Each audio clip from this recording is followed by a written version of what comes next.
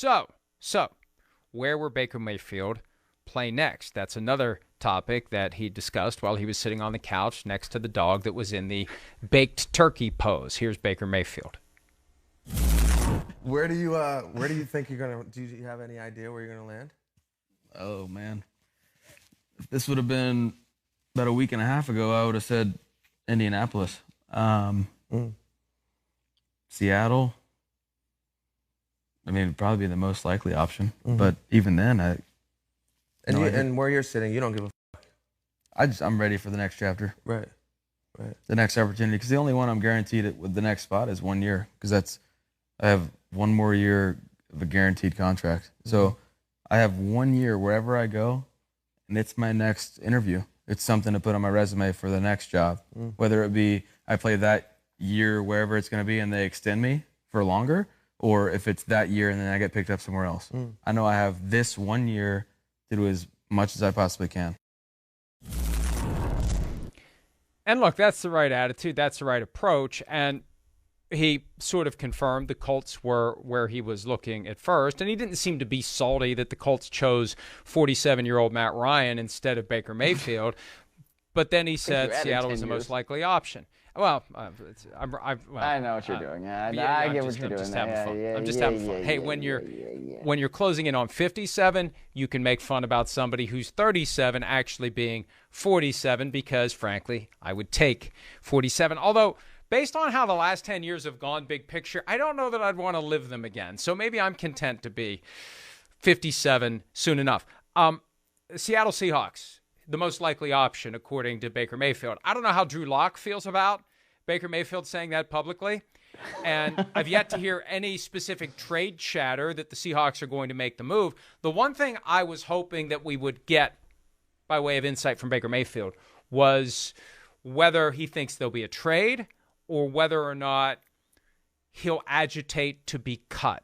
Because if he is pissed off at the Browns, and he seems to be, he feels disrespected, why does he have to play along with whatever efforts they would undertake to try to trade him? He can just say, no, I don't want to be traded. I don't want to be traded. How about Seattle? I don't want to be traded to Seattle. I may sign with them if you cut me, but I don't want to be traded there.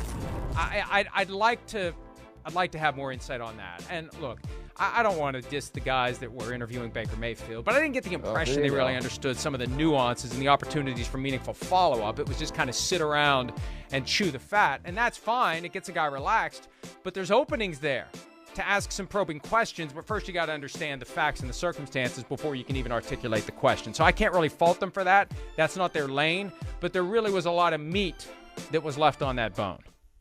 Oh, for sure. But I mean, that's the interesting thing about these podcasts, right? I mean, they provide fodder for us to talk about, even though they're not, like the most professional interviewers and the professional interviewer in me. When I'm watching something like this and I spend 90 minutes watching it, and we were certainly 90 minutes closer to death after watching all of that. But there are things where I'm like, man, I wish they would have dug in a little bit more on certain subjects. But, with him in Seattle and Drew Lock and all this, I can certainly see Baker Mayfield being traded there, but I also can see him not being traded there. And so I think what you're talking about is him kind of being an irritant, being an agitant, and being like, hey, no, you have to cut me. I don't want to go there. You may trade me there, but I'm not going to show up. And if I say that publicly, then what are they going to do? They're not going to say anything. They're not going to trade anything for me to you because that's just the way it's going to be. So, I don't know what his real options are at this point. I guess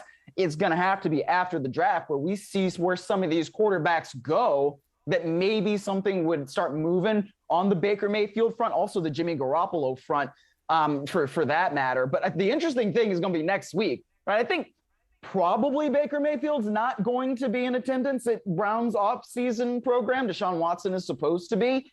But what if he just decides hello, I'm here. I'm sitting in this chair now. Yes. Isn't this a little uncomfortable for you? Yes, get rid of me. Trade me to where I want to be. I think that would be very kind of interesting. If I had time to talk to Baker Mayfield, I would ask about that. What's your strategy? You went from wanting to be traded and not intending to show up for anything to being in a position where it may be in your best interest to show up and say, deal with me. I'm going to go lift weights in your facility. It would be a shame if I dropped this 25-pound weight on my foot and you can't trade me after that. Now, the reality is he's guaranteed his $18.8 million either way, and that's another angle here to keep in mind. If they would trade him and he would not show up with another team, there's no bonus money left to recoup. Remember when Jake Plummer years ago was traded by the Broncos to the Buccaneers and he retired?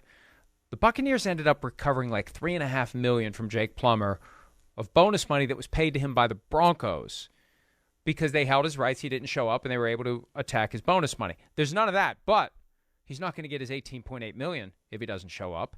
And if you skip days of training camp, it's a $50,000 fine. And one of the little known tweaks in the CBA, for guys in their fifth-year option, if they miss preseason games, fifth-year option only, if you miss preseason games, you're fined the amount of an entire regular season game check for every preseason game that you miss. I learned that with the Khalil Mack holdout back in 2018, I think it was. 2018. So did they change that in this one? They didn't change No, that? it's there. No, it's been there. I thought you meant the new CBA. Sorry. No. Just the CBA generally. It's in Okay, 2011 when they added the fifth-year option. One of the things I didn't know about and learned about it with the Khalil Mack case was you get fined a game check if you're in your fifth-year option and you hold out into the start of the preseason. So he's going to have to show up at some point if he does get traded. But if he just doesn't want to be there. Now, see, that's the thing. He said Seattle. He said the magic word. And I think the Browns now have clearance to trade him to Seattle. He didn't say, I don't want to play for that old man Pete Carroll. I don't want to live in the Pacific Northwest. The team's going to suck this year. And you know, how good are they going to be? I don't know. I think it's in his interest to make sure he goes somewhere where he has a good enough season that either that team gives him the contract he's been looking for or he gets it on the open market. You don't want to go somewhere where the team's going to be horrible and then you're potentially going to be horrible, especially after the way things went for him last year. Yeah, I mean, for sure. I think of the teams that, you know, can get a quarterback right now, it would be Seattle or Pittsburgh that I would want to go to if I were a Baker Mayfield, right? I mean, that is just easy for me. But the Browns obviously aren't going to trade him to Pittsburgh. So if it's going to be a trade, then yes, Seattle seems like the best option from my standpoint. And I think it makes sense that he would mention them. Hi, I'm Mike Tirico, and thanks for watching. Make sure to hit subscribe for the latest news and highlights from NBC Sports.